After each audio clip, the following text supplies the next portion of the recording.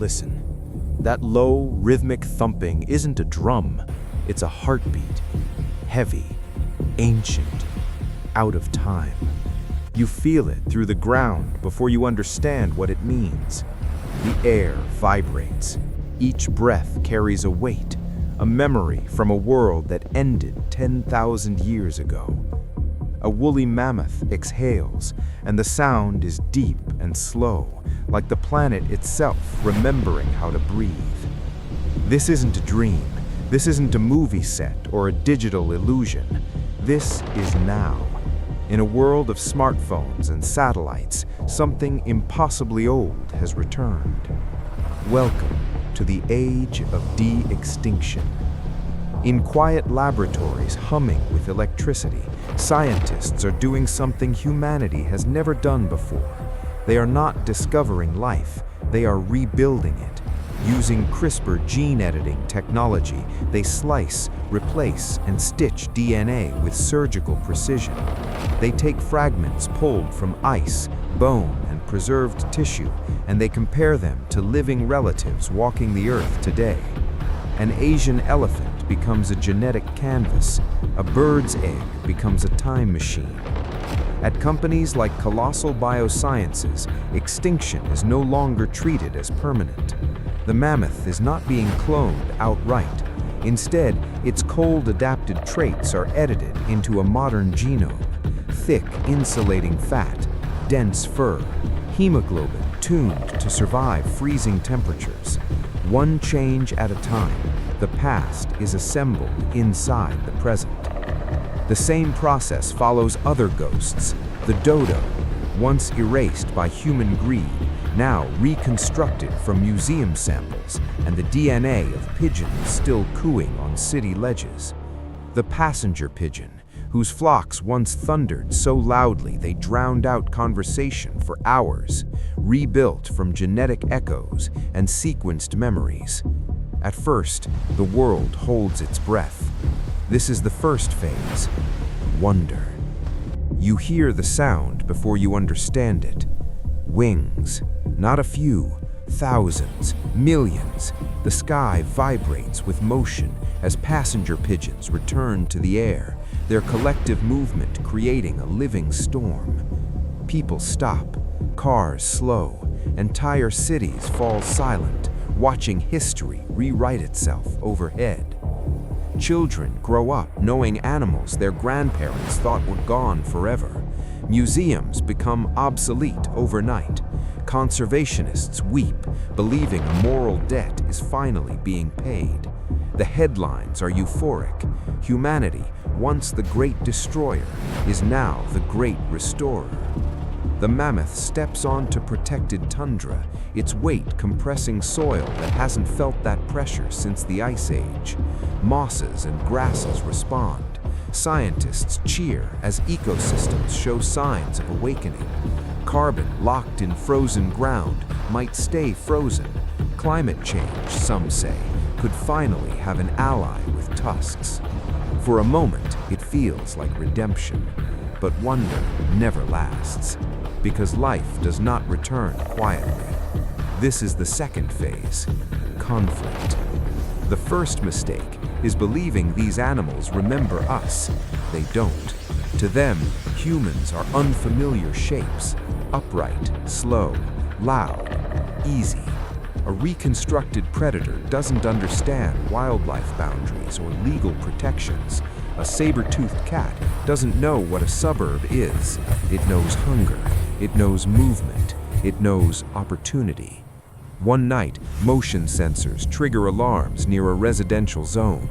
By morning, the news spreads through trembling voices and emergency sirens. Something old is hunting something new. Farmers lose livestock, parks close, armed patrols appear where joggers once ran. The question spreads faster than the animals themselves. If we brought them back, who is responsible when they kill? Indigenous communities protest relocations. Conservationists fracture into rival camps. Governments argue over ownership. Is a resurrected species wildlife, corporate property, or a biological weapon? And then there are the accidents. An elephant surrogate carries a hybrid calf, but complications arise. A gene interacts in an unexpected way. The animal survives, but its behavior is erratic. Intelligence mismatched with instinct, strength without context. Nature, once balanced by time, is now stitched together in a lab that can't predict every consequence. The food web begins to strain.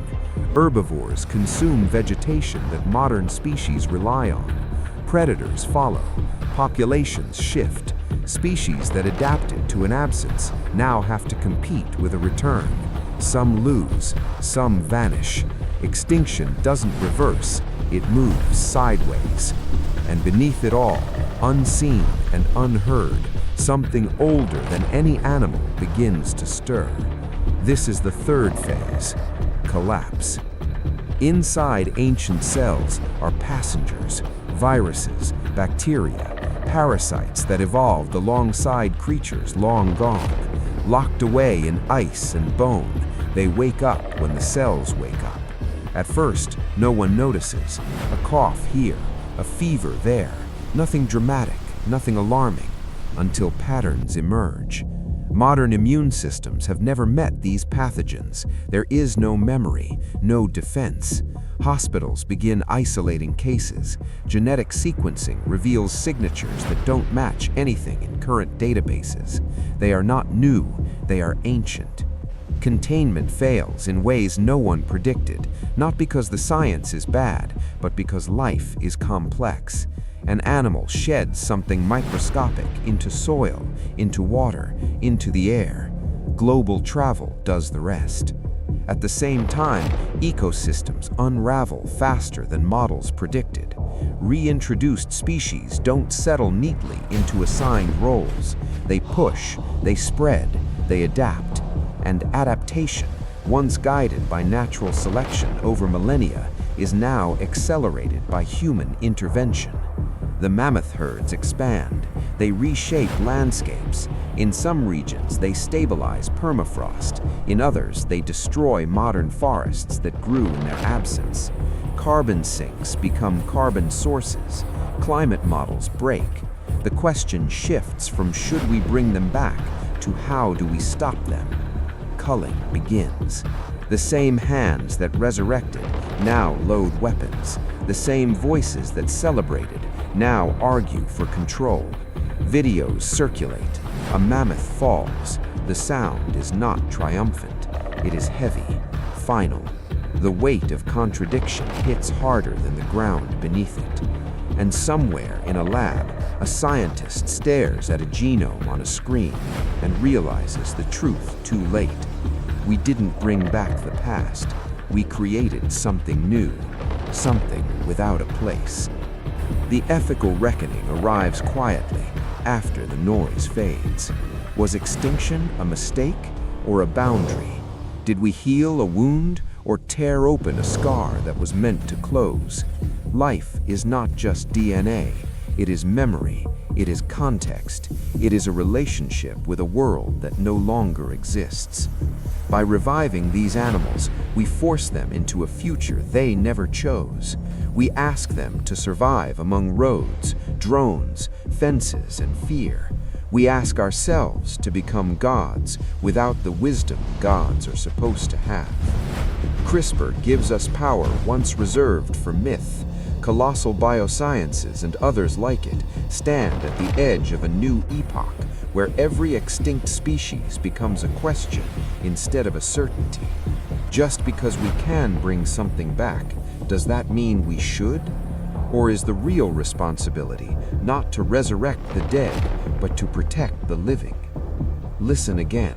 That heartbeat you hear isn't just the mammoths, it's ours, fast, unsteady, echoing with possibility and risk. The age of de-extinction has begun, and there is no rewind button.